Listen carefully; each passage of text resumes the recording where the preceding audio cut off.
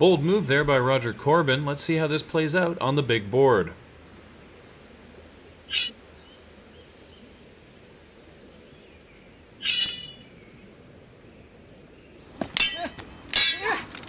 Oh, bad luck. Looks like Hopkins' team has reversed the checkmate, which means it's all over for Corbin. You know, Rich, this is why I love covering indentured servant chess. You just never know what's gonna happen. That's absolutely right, Danny, although unfortunately I think Corbin's king knows exactly what's about to happen. Well, he should have thought of that before his great-grandfather sold his family into eternal bondage. True words, Danny. True words. Well, let's see where that win puts Hopkins on the big board. Looks like Hopkins has moved up to just edge out fan favorite Franklin Elway, who had a disappointing show in the space shuttle racing event earlier today.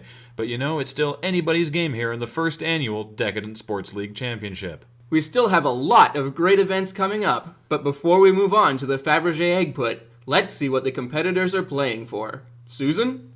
The shadowy cabal of billionaires that secretly control the world's economy and organized this, the first ever Decadent Sports League Championship, had a real problem when trying to decide what medals to award the winners.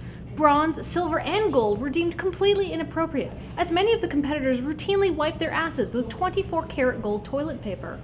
Platinum was considered, but ultimately rejected for being simply too common. You have to remember, this is a group of people so rich and so bored they would finance the coup of a small island nation to take over its economic infrastructure and force its mint to print a piece of currency valuable enough to light their cigars with. In the end, the organizers decided to create the first place medal out of pure darmstadtium.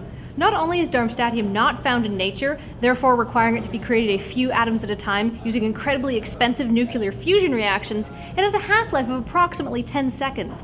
This half-life means that all 78 quadrillion atoms in the metal must be continuously recreated in order to maintain its structural integrity.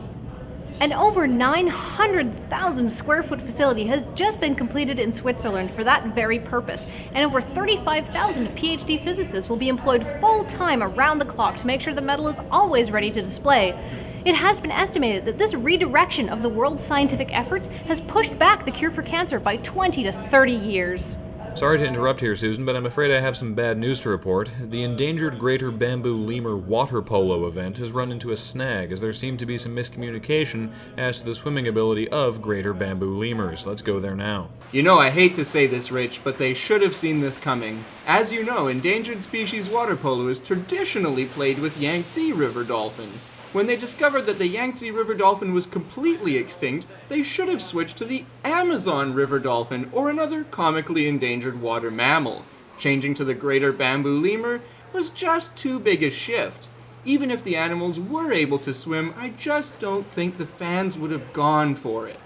Well, Danny, I guess we'll never know. What we do know, however, is that a remarkable showing by Roger Corbin in the 100-meter freestyle employee berate has balanced out his chess loss perfectly, and now he's neck and neck with Chip Hopkins as we go into the finals of the always controversial diamond skeet shooting, coming up right after this.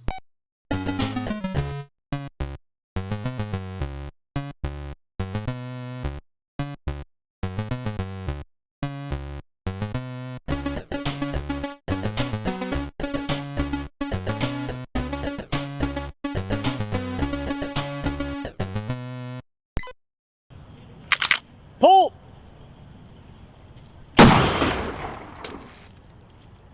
Ah, sir, my eyes! I'm expensively blinded!